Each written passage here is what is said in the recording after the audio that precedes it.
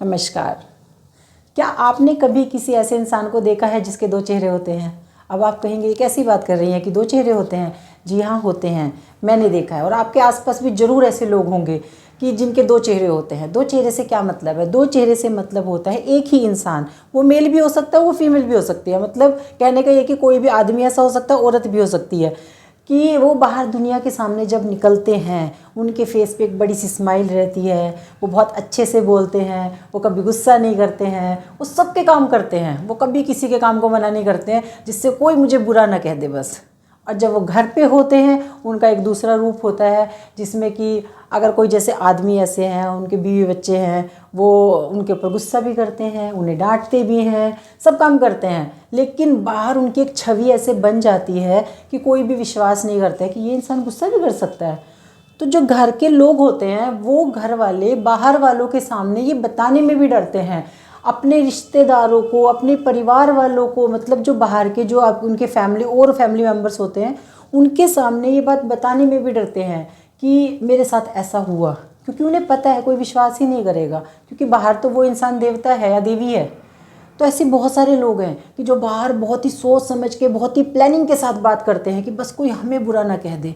लेकिन मैं आपको एक बात बताऊं, हर इंसान का एक असली चेहरा, जो असली एक्चुअल जो हमें भगवान ने बना के भेजा है, हर इंसान के एक एक्चुअल चेहरा होता है ना, जो वो कभी ना कभी सामने ज़रूर आता है। मृत्यु से पहले हर इंसान का चेहरा दुनिया के सामने डेफिनेटली आता है। और अगर आपने भी ऐसे किसी इंसान को देखा है या आपके साथ ऐसा कुछ हो रहा है, जैसे हम एक हस्बैंड वाइफ के रिश्ते में लगा के चलते हैं, आपके हस्बैंड या आपकी वाइफ कुछ भी आपके साथ गलत कर रही हैं और आपको लगता है कि मैं दुनिया के सामने बता के क्या ही फ़ायदा, वो तो कोई इसकी बात का, मेरी बात का कोई विश्वास ही नहीं करेगा, और वो आप चुपचाप बर्दाश्त करते रहते हैं।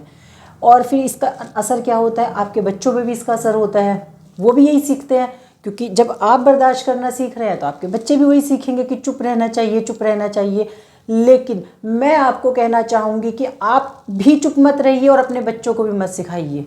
ख़ास तौर पे मैं लेडीज़ के लिए एक बात बोलूँ, कोई भी महिला है वो जैसा बिहेवियर अपने ऊपर बर्दाश्त करती है, सहन करती है, वही चीज़ वो अपने बच्चों को भी सिखा रही है। अगर आप किसी भी गलत बात को बर्दाश्त करते हैं तो आपके बच्चे भी देख रहे हैं कि मेरी माँ भी तो चुप रहती है, कोई बात नहीं, मेरी माँ ने भी तो ऐसे बर्दाश्त किया था, या फिर मेरे पापा भी तो ऐसे चुप रहते हैं मेरी माँ के आगे, वो कुछ नहीं बोलते हैं। तो वो दिमाग में कहीं ना कहीं उनके घर कर जाती हैं बातें, और वो भी उनकी पर्सनैलिटी वैसे ही बनती चली जाती है।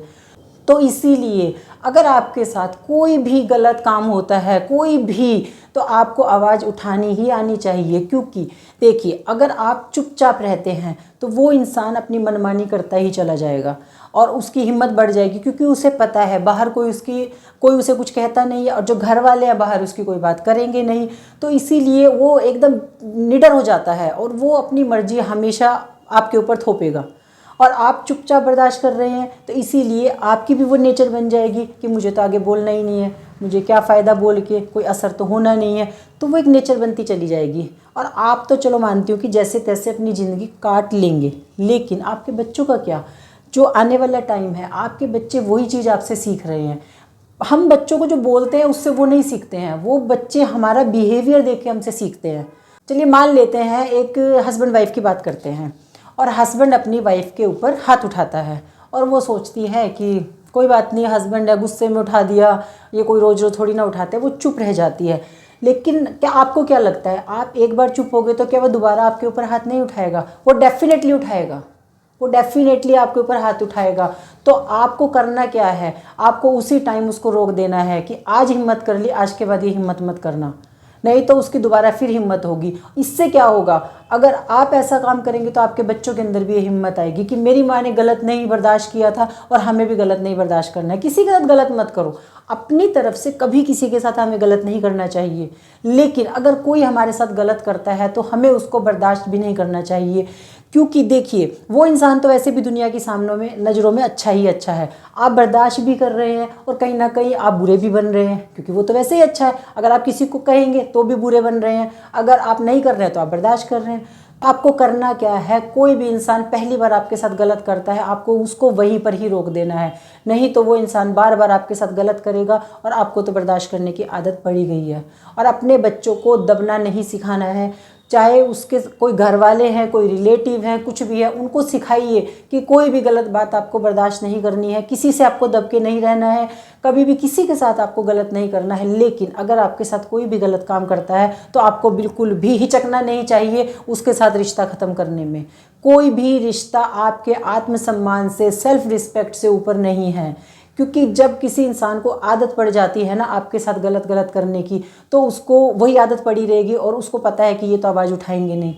इस वीडियो को बनाने का मकसद सिर्फ यही है कि आप सबको ये बात समझ आनी चाहिए, कोई भी इंसान अगर आपके साथ पहली बार गलत करता है तो आपको उसके खिलाफ आवाज़ उठानी है। इससे क्या होगा, आपके बच्चे देख रहे हैं कि उनकी मम्मी के साथ गलत हुआ था या उनके पापा के साथ गलत हुआ था, उन्होंने क्या किया, बदले में उन्होंने क्या किया, तो इससे वो सीखने को मिलेगा कि हमें आगे से क्या करना है। उनके अंदर भी एक हिम्मत आएगी। अगर आप हमेशा डरे डरे रहेंगे तो उसके बाद बच्चे भी ऐसे ही बन जाएंगे, बच्चे भी ऐसे डर डर के रहना सीखेंगे। कई बार क्या होता है, कुछ घरों में जैसे जॉइंट फैमिली होती हैं, वहाँ पर 2-3 भाइयों का परिवार है।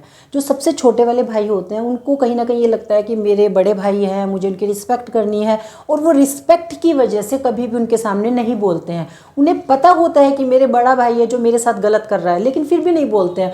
वो कहीं ना कहीं उनकी एक अच्छाई होती है, वो सोचते हैं कि चलो मुझे अपने भाइयों की रिस्पेक्ट करनी है और मुझे उनके आगे नहीं बोलना है। लेकिन बड़ा भाई कभी ये नहीं सोचता है कि नहीं ये मेरा छोटा भाई है और मुझे उसको ऐसे नहीं बोलना चाहिए। उम्र में बड़ा होने से बड़े नहीं होते हैं, उम्र में बड़ा होने से आपको इज्जत नहीं मिलती है, आपके कर्म होते हैं, उन कर्मों की वजह से आपको इज्जत मिलती है। आपने सुना होगा, अधिकारों के लिए दुनिया आ जाती है लेकिन कर्मों की बात कोई नहीं करता है। जब आप अधिकारों की बात करते हैं कि मेरा अधिकार है कि मैं बड़ा हूँ, मैं डांट सकता हूँ, ठीक है आप डांट सकते हैं, लेकिन आपका कर्म है, आप छोटे को आपको ध्यान भी रखना पड़ेगा। जैसे पेरेंट्स होते हैं, पहले वो अपने बच्चे को बहुत सारा प्यार करते हैं, बहुत सारा प्यार करते हैं, तब कभी कभी जब उनकी गलती होती है तो उन्हें डांटते हैं। तो ऐसे ही होता है, हर रिश्ते में ऐसा होता है। भाई भाई का रिश्ता है, भाई बहन का रिश्ता है, कोई भी रिश्ता है, आपका दोस्तों का रिश्ता है, अगर कोई आपके साथ गलत करता है तो आपको बिल्कुल भी बर्दाश्त नहीं करता। जब सामने वाला, रिश्ता तो 2 लोगों से है ना, रिश्ता 2 लोगों से मिलके बना है। जब एक इंसान नहीं सोच रहा है कि मैं इसके साथ गलत कर रहा हूँ, तो दूसरे इंसान को भी नहीं सोचना चाहिए कि मैं इसको उल्टा जवाब दूंगा तो ये मेरे से दूर हो जाएगा। वो तो आपसे वैसे भी दूर ही है, तभी तो आपके साथ गलत कर रहा है। कि जब 1-2 दोस्त होते हैं, पढ़ने के लिए जाते हैं, तो उनमें से एक दोस्त दूसरे को बोलता है कि चल आज हम पार्टी करके आते हैं, हम शराब पियेंगे, पार्टी करेंगे। दूसरा दोस्त उसको बोलता है कि नहीं मुझे तो पढ़ाई करनी है। तो जो पहले वाला दोस्त होता है वो उसको बोलता है कि अगर तू मेरे साथ आज नहीं जाएगा ड्रिंक करने के लिए तो तेरी मेरी दोस्ती ख़त्म। तो क्या दोस्ती एक को ही निभानी चाहिए, उस पढ़ने वाले बच्चे को ही निभानी चाहिए? दोस्ती तो दूसरा भी निभा सकता है। पढ़ने वाला जो बच्चा है वो उस दूसरे दोस्त को क्यों नहीं बोल सकता कि नहीं तू मेरा दोस्त है तो तू शराब पीनी छोड़ और हम बैठ के पढ़ाई करते हैं। तो रिश्ता कोई भी हो, बहन भाई का रिश्ता है, भाई भाई का रिश्ता है, दोस्तों का रिश्ता है, फ्रेंड्स का रिश्ता है, कोई भी रिश्ता है वो दोनों तरफ से चलता है। इसीलिए रिश्तों में दबना बंद कीजिए, सही के लिए आवाज़ उठाना सीखिए, और कोई भी आपके साथ गलत करता है तो उसके खिलाफ पहली बार में ही आवाज़ उठाइए, जिससे कि आपके आत्मसम्मान की रक्षा हो, आपके सेल्फ रिस्पेक्ट जो आपके अंदर है उसके अंदर भी आप देखेंगे आपका सेल्फ रिस्पेक्ट भी बढ़ेगा, आपकी अपनी नज़रों में इज्जत बढ़ेगी कि हाँ मैंने आज कुछ गलत होने से अपने आप को बचाया। एक इंसान आपको मूर्ख बनाते जा रहा है, बनाते जा रहा है, ये उसकी गलती नहीं है।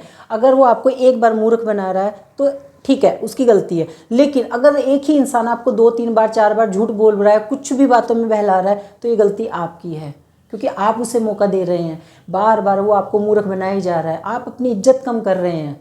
तो इसीलिए हमेशा अपने हक के लिए लड़ना सीखिए, और अपने बच्चों को भी सिखाइए कि खुद से कभी किसी के साथ गलत करना नहीं है, और अगर आपके साथ कोई भी गलत काम करता है तो उसको बिल्कुल भी बर्दाश्त नहीं करना है।